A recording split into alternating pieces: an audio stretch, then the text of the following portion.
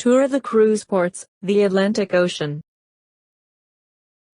Table of Contents, Atlantic Ocean. Dr. Sydney Soclof. drsidney22@gmail.com. 2022. Narration by Dr. Sydney Soclof, Sally Phonemes, and Nathan Phonemes. For a more complete discussion of YouTube navigation, please go to this video using the link here. Chapter 2. The Mid-Atlantic Ridge. The outstanding feature of the floor of the Atlantic Ocean is the Mid-Atlantic Ridge.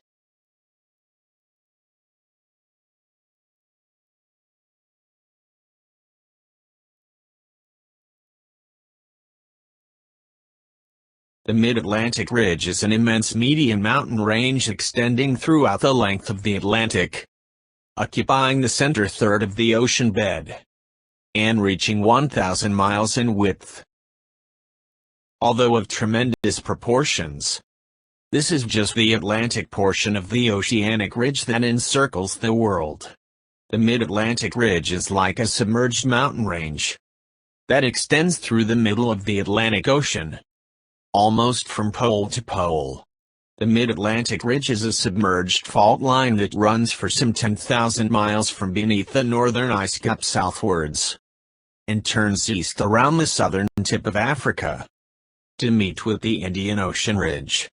The Mid-Atlantic Ridge is where several plates of the Earth's crust meet: the North American Plate, South American Plate, Eurasian Plate, and the African Plate. This is a cross-sectional view of the Atlantic Ocean showing the Mid-Atlantic Ridge, Pangaea, and the birth of the Atlantic Ocean. The Atlantic Ocean was not always there. First of all, what is Pangaea? At one time, eons ago, there was just one supercontinent, Pangaea, that was surrounded by a huge ocean called Panthalassa. Here we see how the present-day continents fit together in Pangaea. This is the Permian Age minus 225 million years ago. Here is Pangaea, surrounded by the huge ocean, Panthalassa, in the Triassic Age minus 200 million years ago. The continents are starting to move apart. We can now see how Africa and South America once fit together. This is the Jurassic Age 135 million years ago. In the Cretaceous Age 35 million years ago, the Atlantic Ocean is getting much wider, and North America is starting to separate from the Eurasian continent. Here is the present day. So that's how the Atlantic Ocean was born. And as the continents continue to spread apart, the Atlantic is still getting wider by a few centimeters per year. On the other hand, the Pacific Ocean, which was a part of the super ocean called Panthalassa, is getting smaller. The continents are floating on plates of the Earth's crust called tectonic plates. What are these tectonic plates? Closer to the very center of the Earth is a spherical core under such extremely high pressure that it remains solid. This is the inner core of the Earth, made of nickel and iron. Further out, but still very deep within the Earth, is extremely hot molten material called magma. Further out is the mantle, a hot semi-liquid layer. On the Earth's surface is the solid crust, part of which is land, and most is covered by the oceans. The Earth's crust is floating on the semi-liquid mantle. The Earth's crust is not continuous, but broken into several pieces or plates. These pieces or plates of the Earth's crust are called tectonic plates. Here again, we see that the Earth's crust is not continuous, but broken into several pieces or plates. We note again that these pieces or plates of the Earth's crust are called tectonic plates. This shows the various tectonic plates of the Earth. They are in a variety of sizes and shapes. The plates are moving slowly with respect to each other, typically a few centimeters per year. This liquid magma is under extremely high pressure and flows up to the surface of the Earth through cracks or weak spots in the Earth's crust.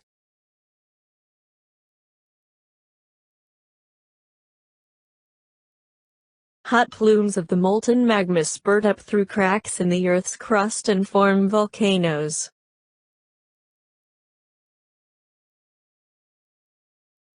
We again see hot plumes of the molten magma spurting up through cracks in the Earth's crust and forming volcanoes. These volcanoes occur on land, but even more often deep under the oceans, where they usually escape any notice at all. This shows a plume of molten magma going up through a crack, or weak spot in the mantle and crust of the Earth. When the magma reaches the surface, it now is called lava. The lava flow that results cools and solidifies on the ocean floor, forming a submarine mountain.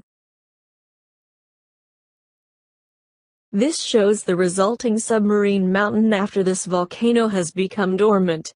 In this case, the volcano rises above sea level, forming an island.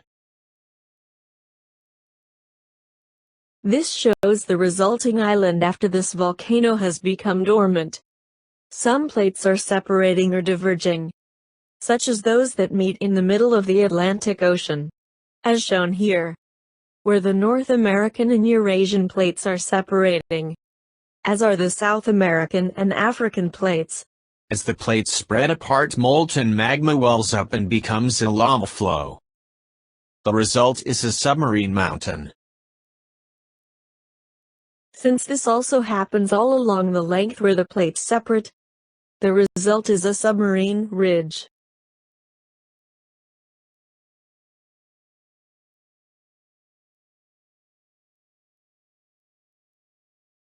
As the ocean bed tectonic plates are pulling apart, molten volcanic material or magma in the form of lava flows up through the cracks and forms volcanoes.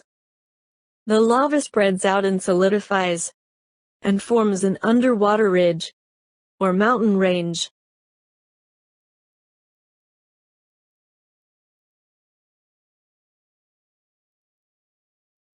In some places, the mountains reach above sea level, and new islands are born.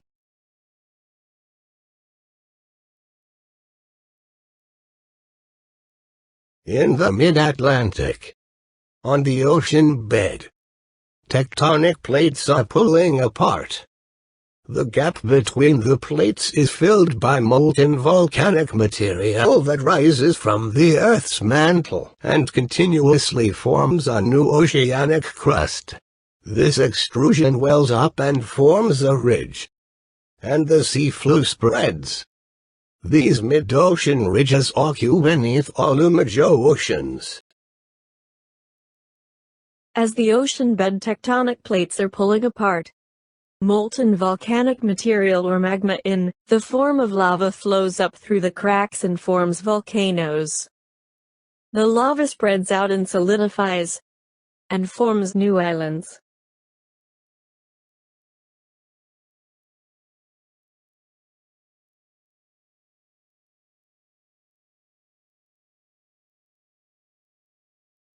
This animation loop shows how lava from the Earth's core comes up through a crack in the Earth's crust, or mantle, to form a volcano, and produce a new landmass in the ocean. Whereas the depths in the Atlantic Ocean are generally down to 20,000 feet, the Mid-Atlantic Ridge has a depth usually less than 5,000 feet. And in some places reaches close to just a few hundred feet. And in some places, the Mid-Atlantic Ridge reaches above sea level. The Azores, Ascension, St. Helena, Tristan da Cunha, Gough, and Bouvet All volcanic islands rise from the ridge. Toward the northern end of the mid-Atlantic ridge is Iceland, the largest land made from oceanic crust. Here is the northern part of the mid-Atlantic ridge. And here's the part of the mid-Atlantic ridge near the equator. Here again is the full extent of the mid-Atlantic ridge. The Azores in the mid-Atlantic is located near the place where the North American, African, and Eurasian plates meet. Iceland rises from the crest of the mid-Atlantic ridge, which passes straight under the island. It is one of the newest lands on the Earth.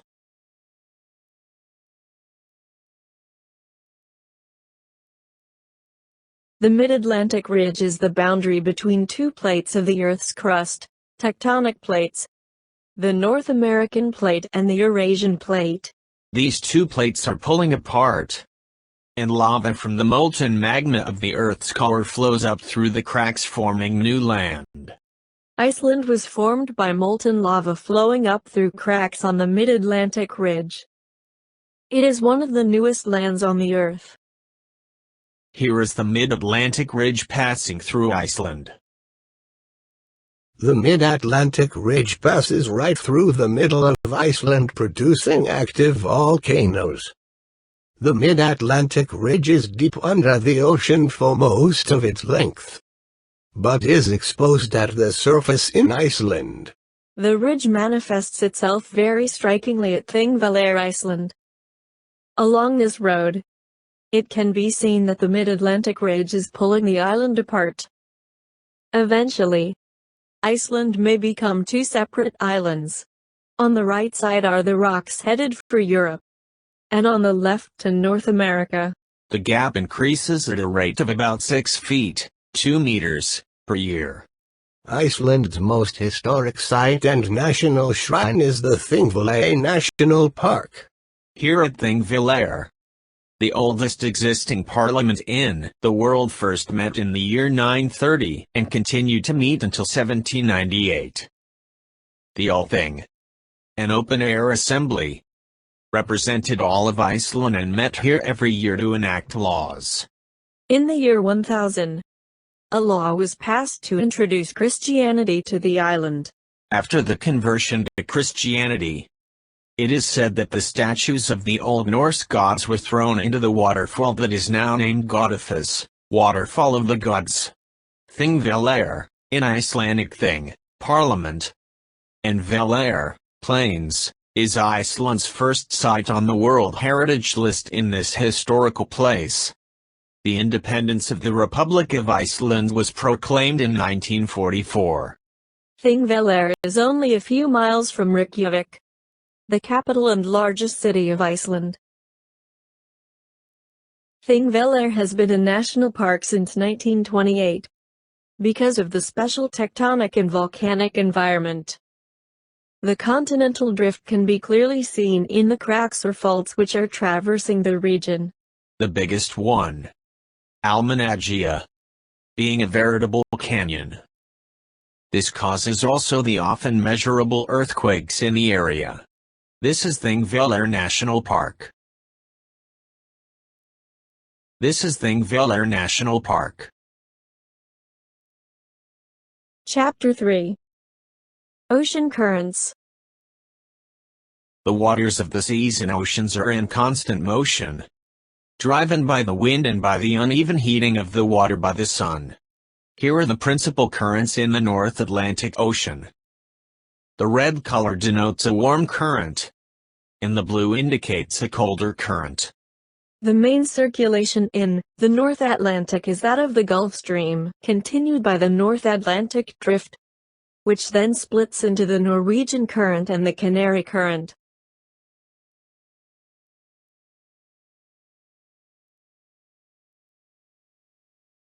The loop is completed by the westward flowing North Equatorial Current.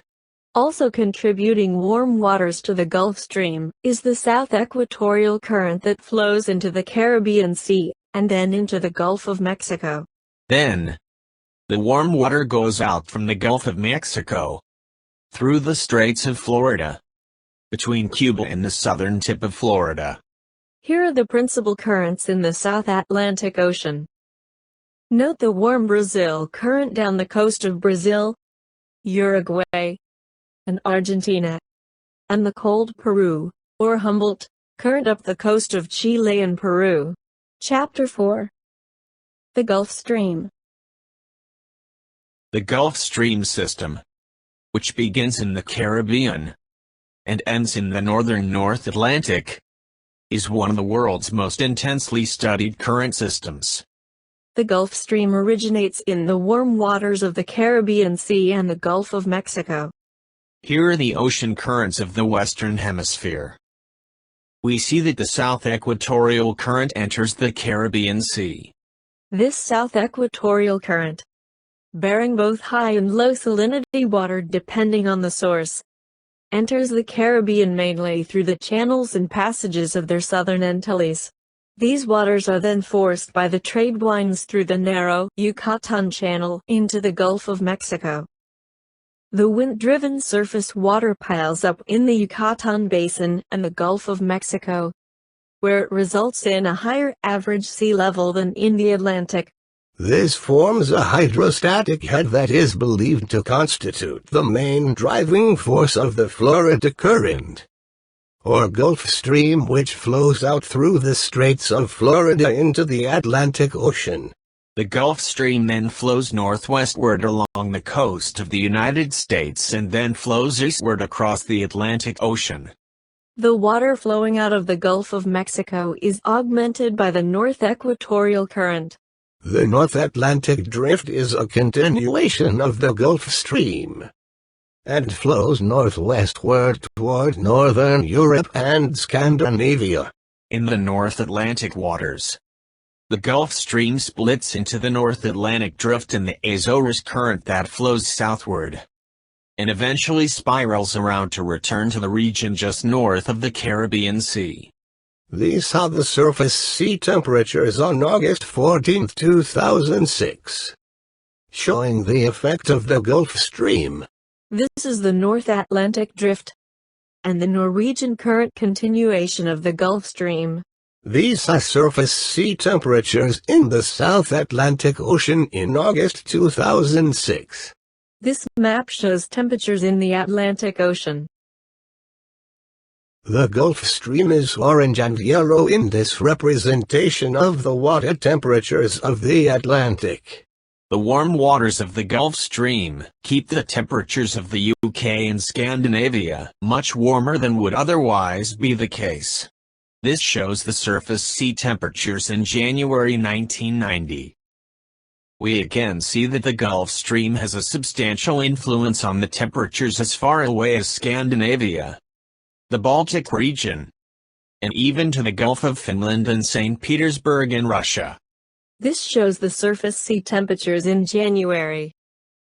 We see that the Gulf Stream has a substantial influence on the temperatures as far away as Scandinavia, the Baltic region, and even to the Gulf of Finland and St. Petersburg in Russia.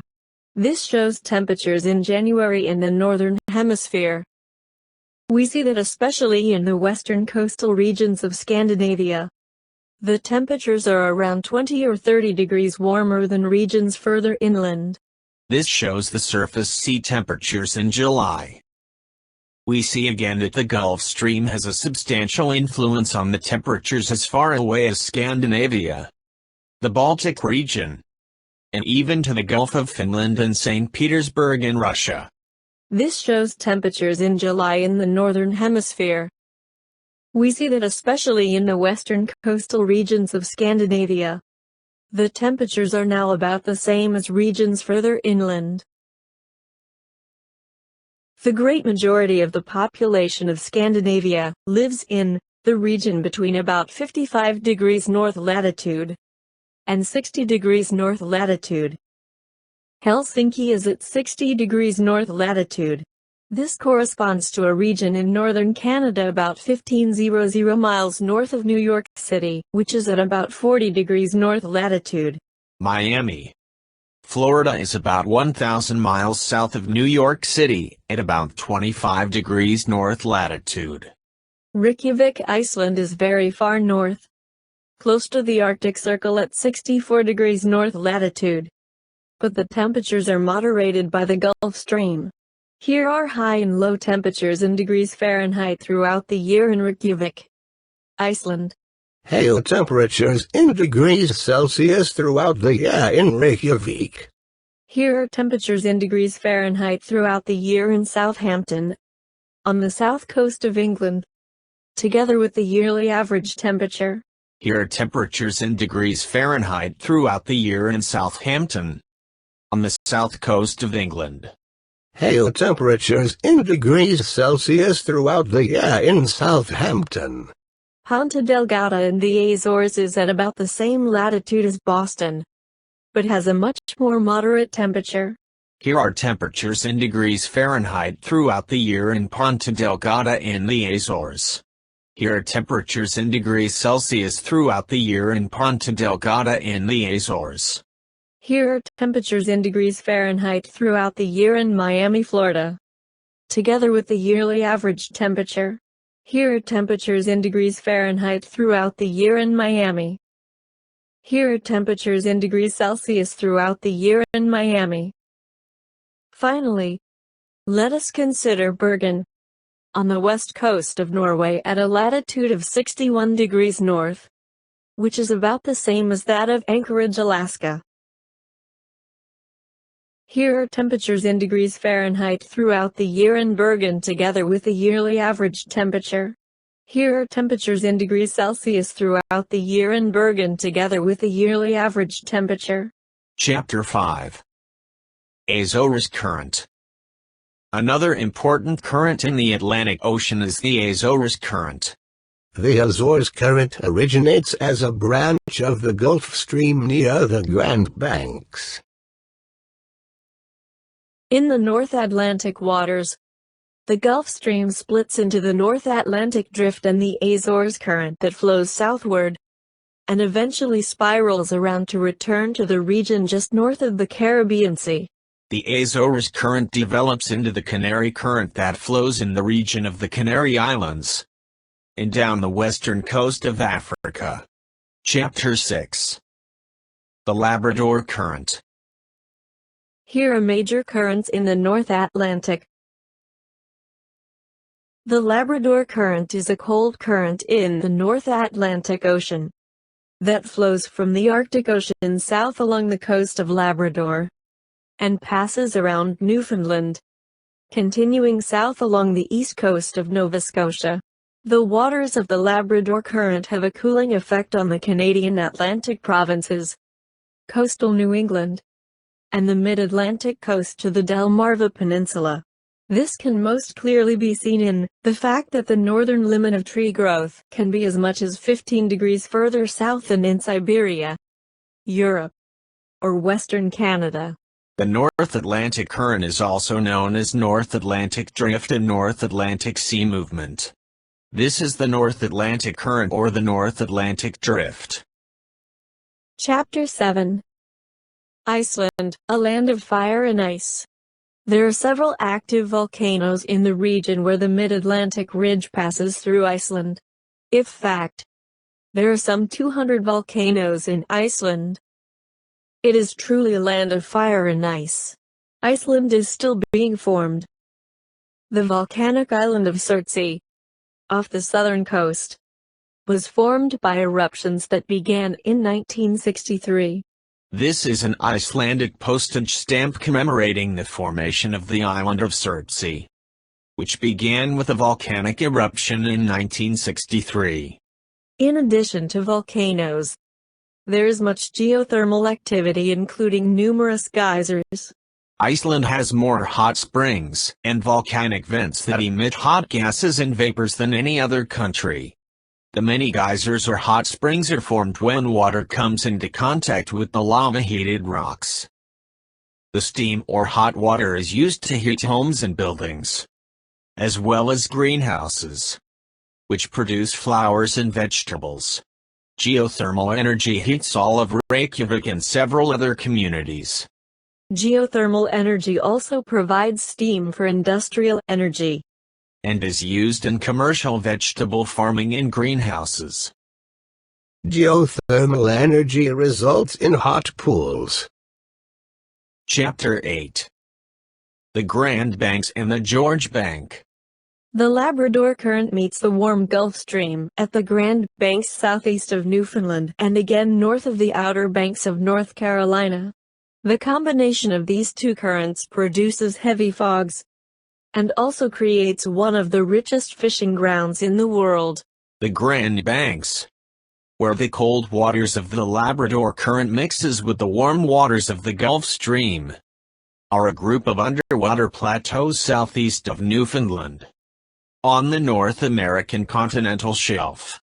These areas are relatively shallow, ranging from 25 to 100 meters in depth. The most prolific fish species on the Grand Banks has traditionally been cod, but there are also flounder, haddock, ocean perch, and hundreds of other species. This shows the location of the Grand Banks and the Georges Bank, off the coast of New England. The George Bank. While not having the most productive fishery in the world, the Grand Banks takes this claim as great prominence, in that it is probably the most geographically accessible of all the fishing banks in the North Atlantic, lying adjacent to New England's famous seaports. George Bank is single-handedly responsible for the development of coastal fisheries in towns such as Gloucester, Massachusetts, and Yarmouth in Nova Scotia. The George Bank is part of the continental shelf. Here is a satellite view of the North American continental shelf, showing the Grand Banks and the George Bank. Chapter 9. Winds. The solar energy received by the Earth is much greater in the tropics, near the equator, than in the higher latitudes in the polar regions. The radiation received by the tropics is more than they can emit, while the polar regions emit more radiation than they receive. If there were no heat transferred between the tropics and the polar regions, the tropics would get hotter and hotter, while the poles would get colder and colder. This latitudinal heat imbalance is what drives the circulation of the atmosphere and oceans. The heat energy is redistributed from warmer to colder areas by means of atmospheric air circulation, 60%, and ocean currents, 40%. Heated air rises in the region near the equator. The air then flows out towards the polar regions and cools in the upper atmosphere. The cooled air then sinks down in the polar regions. This model of air circulation in the atmosphere is called a Hadley cell. This shows the air circulation in the atmosphere toward both polar regions. The air circulation at the surface flows in toward the equator. In actuality, the situation is a bit more complicated than this. The heated air from the equatorial regions cools off in the upper atmosphere and starts to sink in latitudes of about 30 degrees north and south, long before it reaches the polar regions. The resulting high-pressure regions at about 30 degrees north and south latitudes set up additional Hadley cells of atmospheric air circulation.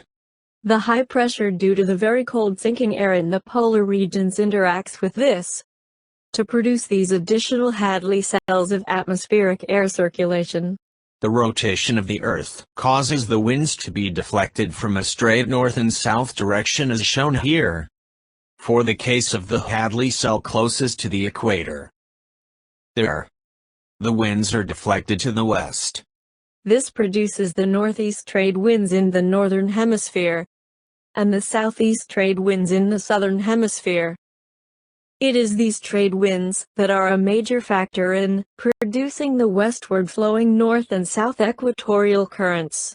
It is also the northeast trade winds that pushed Columbus on a southwesterly course when he made his epic voyages to the New World starting in 1492.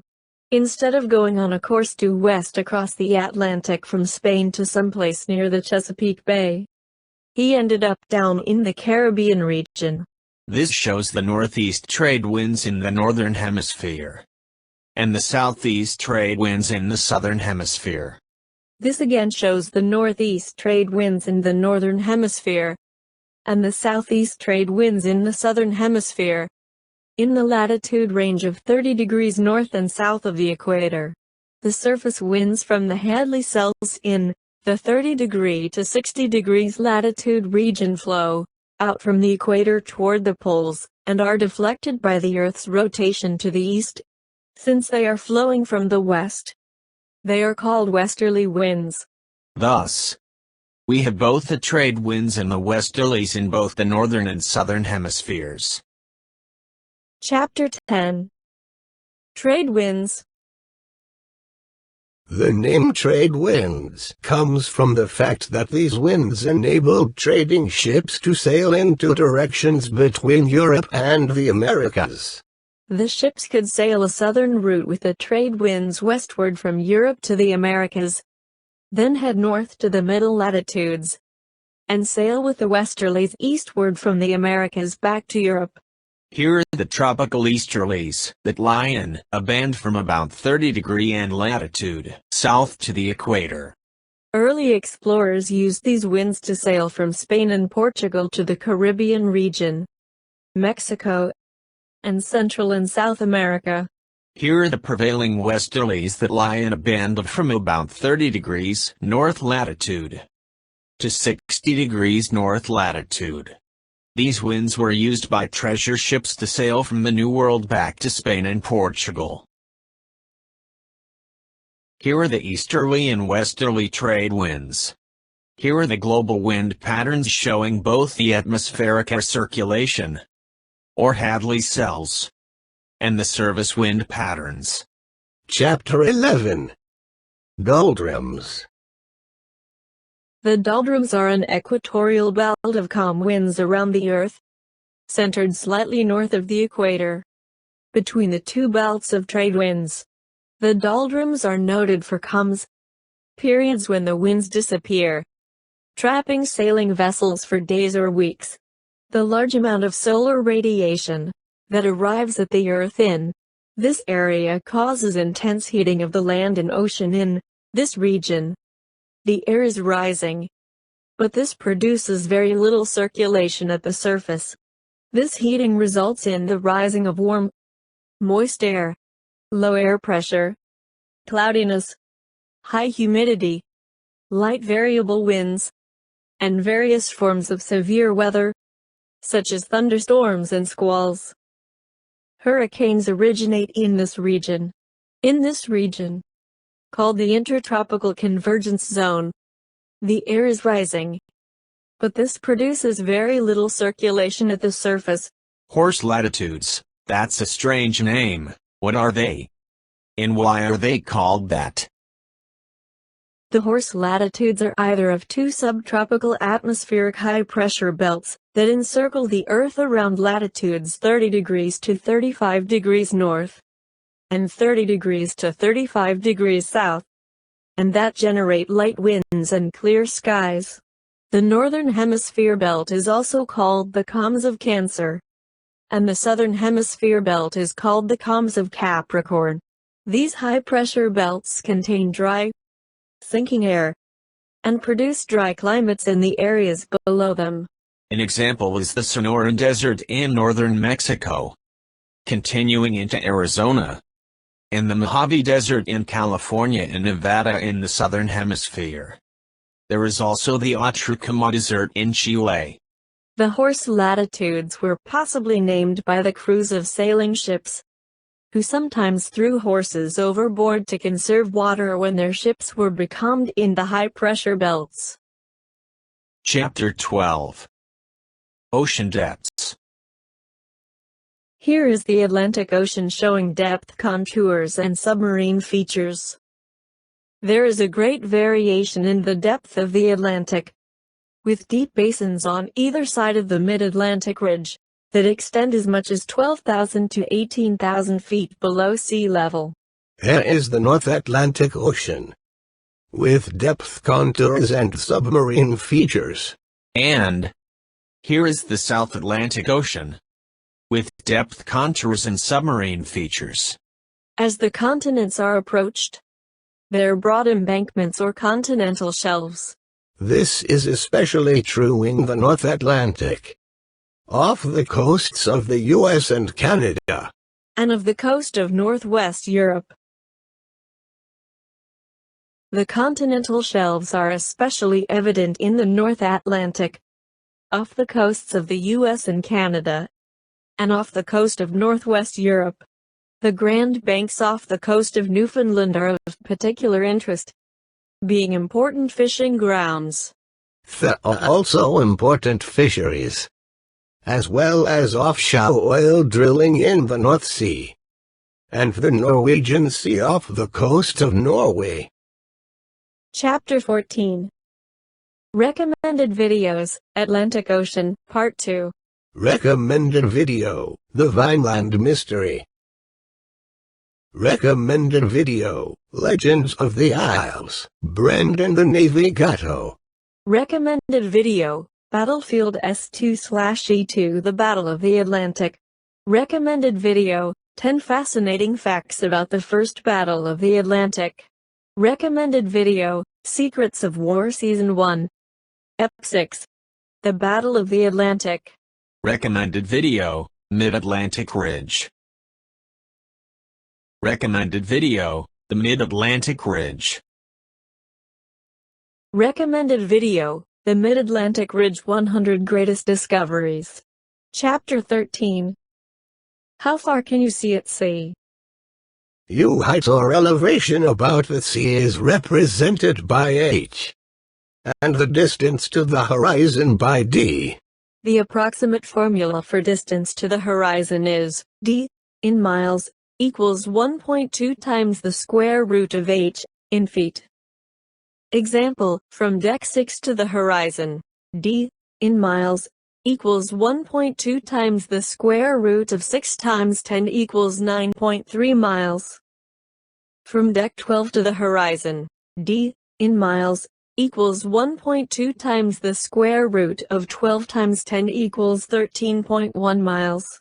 From an airplane at 36,000 feet to the horizon, d, in miles, equals 1.2 times the square root of 36,000 equals 227 miles. Table of Contents, Atlantic Ocean.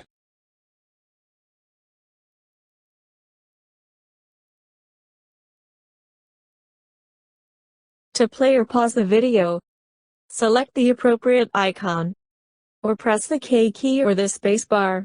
The right and left arrow keys will advance or retard the video by 5 seconds, respectively, in both the play and pause modes.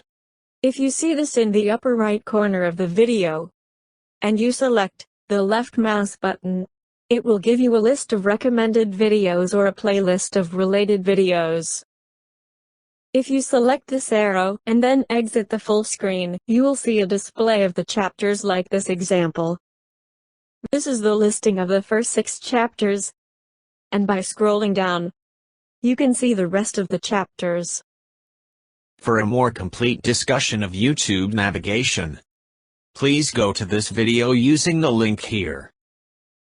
Thanks for watching.